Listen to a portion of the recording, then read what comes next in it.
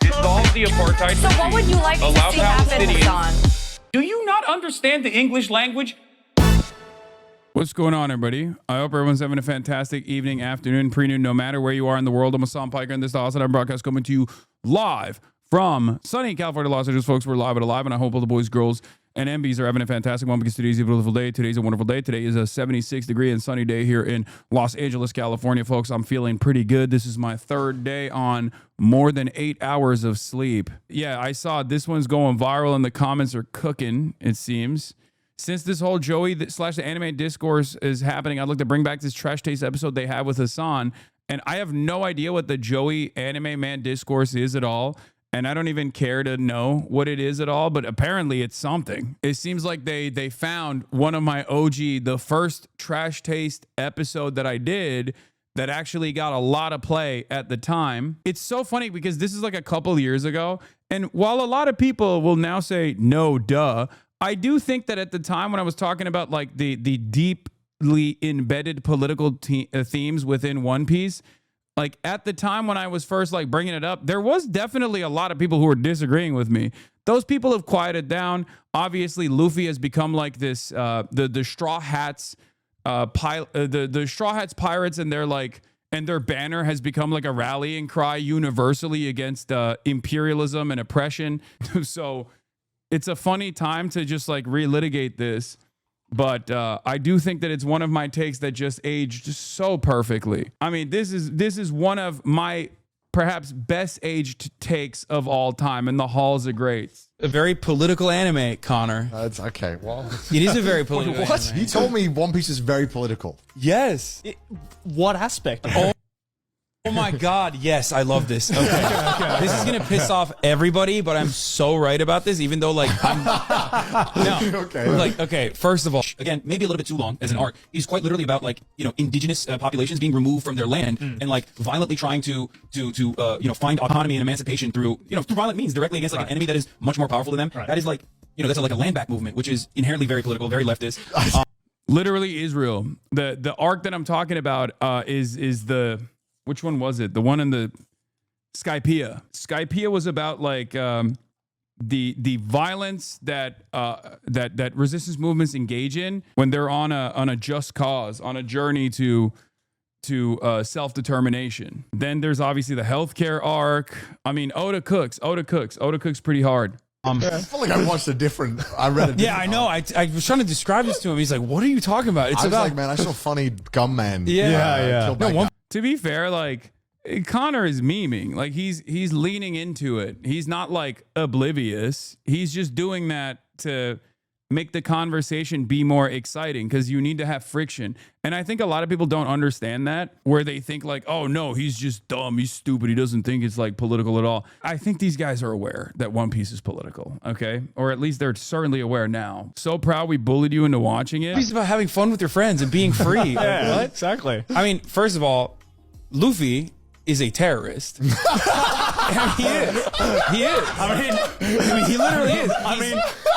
He's fighting. I hate that you're kind of right. Yes, I fucking hate that you're kind of right. Yeah, he is a freedom fighter in the most like honorable sense of the word. Yeah. He is quite literally fighting against an unjustifiable, corrupt military apparatus that is like holding the entire world hostage, the world government and the Navy. He's literally killing cops. Like he's killing sea cops, and motherfuckers are like, no, that's not politics. What do you mean? That's just like gum man having fun. I mean, the thing is, like, I remember you saying this yesterday when we were having dinner, and I was just like, I think with One Piece, just because of the art style and just the way things are, how funny Rubber Man. Of course, you can take it at that level, and it's still very, very interesting stories. But if you break down some of the stuff that happens, half of it is Luffy going up against a corrupt government or corrupt. The only aspect I argue with you on is that Luffy's cause isn't completely admirable. Dragon definitely fits that mold, though.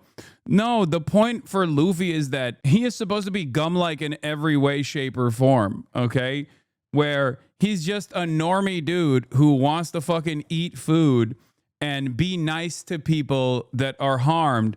And the entire purpose of it is that you can be a normal guy and still recognize right from wrong. And as a normal dude who has no political convictions whatsoever can be empathetic. And that, by the way, is how normal people operate. we spend so much time trying to define political constructs around incredibly simple concepts such as be kind to people. That's what's so wild about modern American political discourse, where like half of the shit that we're talking about when people go, that's woke, is like, no, that's just like a regular person, dude. What do you mean? That's just like a person who's not an asshole, who doesn't immediately go, I don't understand what's going on here, and therefore I despise it, I hate it, we must kill it with fire. Like, if you don't have that kind of opinion, then you're automatically political. Like, we make it seem as though empathy and being kind to others, you know, Christian values, Muslim values, Jewish values, values that are baked into every religion, by the way, be kind to your fucking neighbors, is now somehow a political message, a bold political message. I think it's a representation of like what our current political discourse, our back and forth looks like now, and how deteriorated it has become, that all of a sudden being empathetic to random people who have done nothing to you, unconditionally being kind to them is somehow an issue. It's really stupid. And people will turn around and be like, you're virtue signaling. It's like, well, thank you for recognizing that it's a virtue, I guess, but I don't think so. I think I'm just being a fucking normal person. And I hope that you can be a normal person as well. We should do this more often. We should bring back my old takes more often so that people understand that I was right back then. And maybe they can like reconsider what I might be right about right now. Because like there are so many things that you can point to, whether it's like me talking about Israel, me talking about healthcare, me talking about immigration, me talking about all these other things that the Republicans are doing and how devastating it will look like, and how the Democrats need to fucking take action. I miss the social Hasan era. The social Hasan era hasn't gone away. It's just been backpocketed. I was already making the move to be more social and do more like not inherently political shit. I did the Chad Vice and I did all that stuff. The problem is there's been a very obvious setback in that. There is unfortunately an obvious setback there because of, one, all the political incidents that have taken place, and two, how those political incidents have had some pretty significant consequences in how much I can go out in the real world and socialize with other people. As I said already, I'm not going to TwitchCon, not because I'm worried about my own safety, but I'm literally not going to TwitchCon because I'm worried about the safety of others. I don't want to put them in the fucking crosshairs if some psycho freak decides like, I'm going to go there. I'm very publicly not going to TwitchCon for that reason.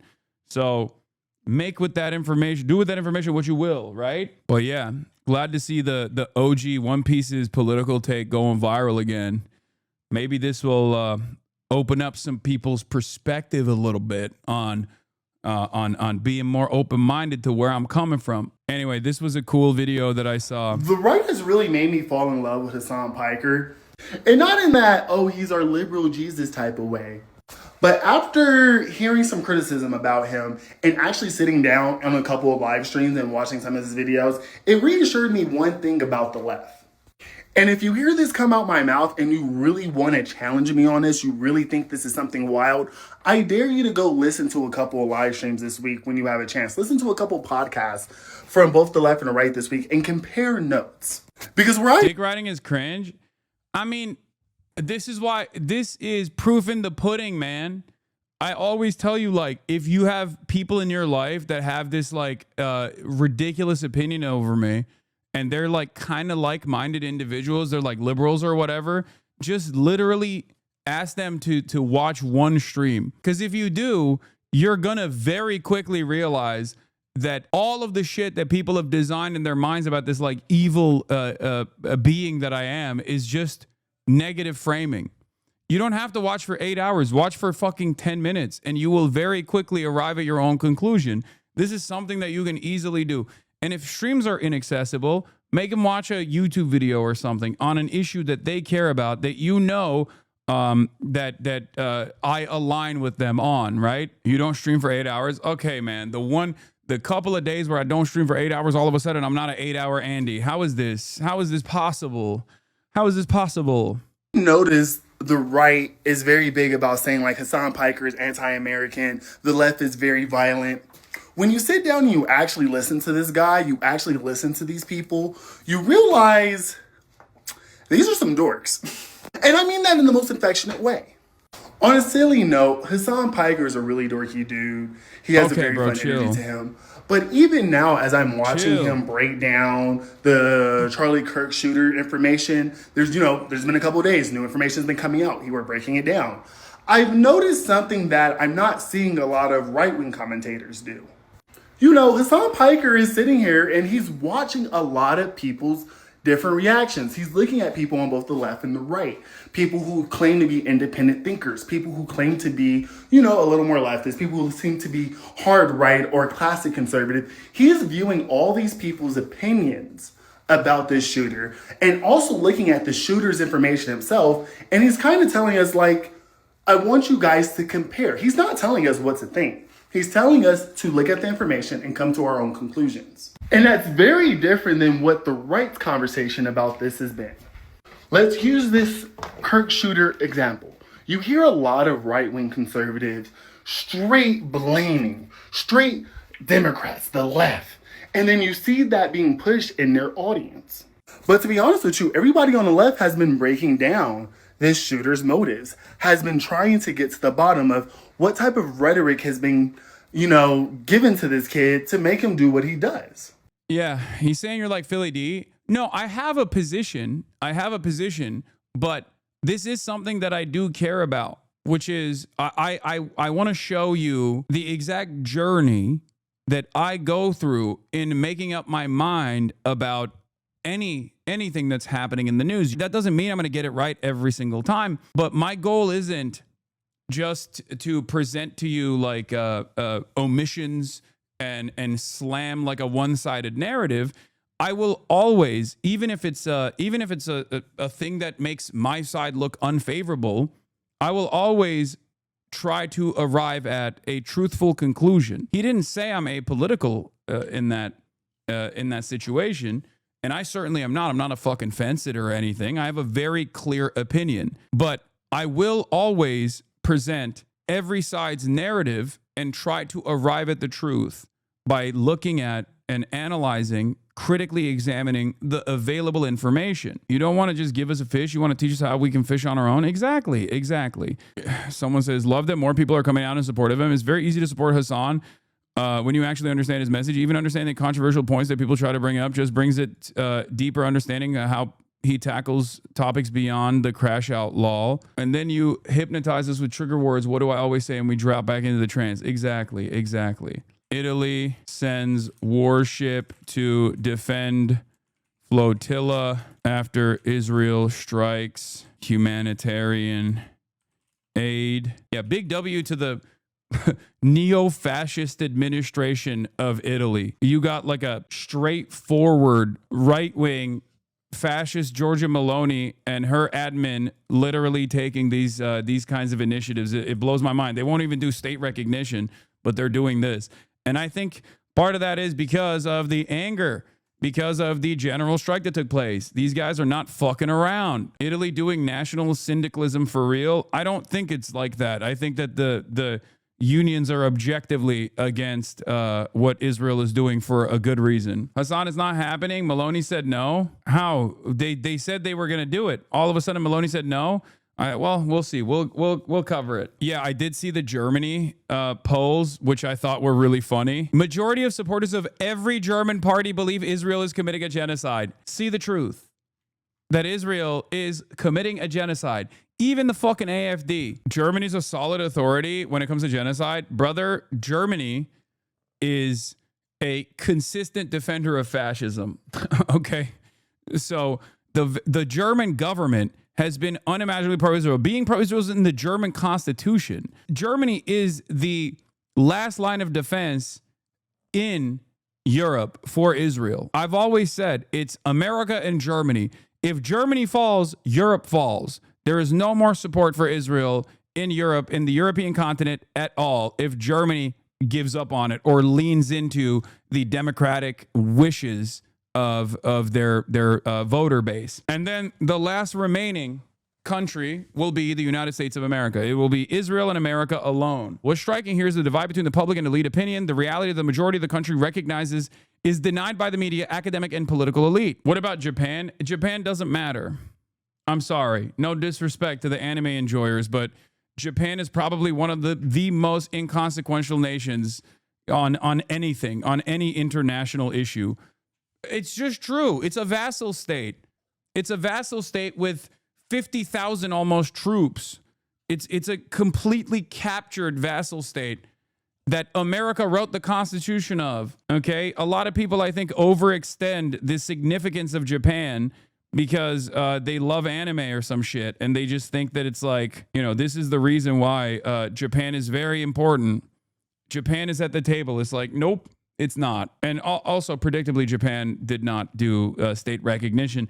The Japanese public, I'm sure, has a different opinion on Israel, but that doesn't really matter, does it? Because democracy is fake. In all of the Western liberal capitalist countries, democracy is fake as fuck. Yo, you won't be saying that was a Gundam project gets off the ground? I mean, Japan, if they actually designed a Metal Gear, I think that they could be a real player in the international marketplace, but unfortunately, there's some significant setbacks there. Their anti-nuclear weapon stance, I think, has been a big problem, a big hurdle to clear. They need to do Metal Gear Japan. They need to do it. They need to actually do it. And once they do it, they can be a player. Let's go. Not a Gundam, a Metal Gear. A Metal Gear. Otacon.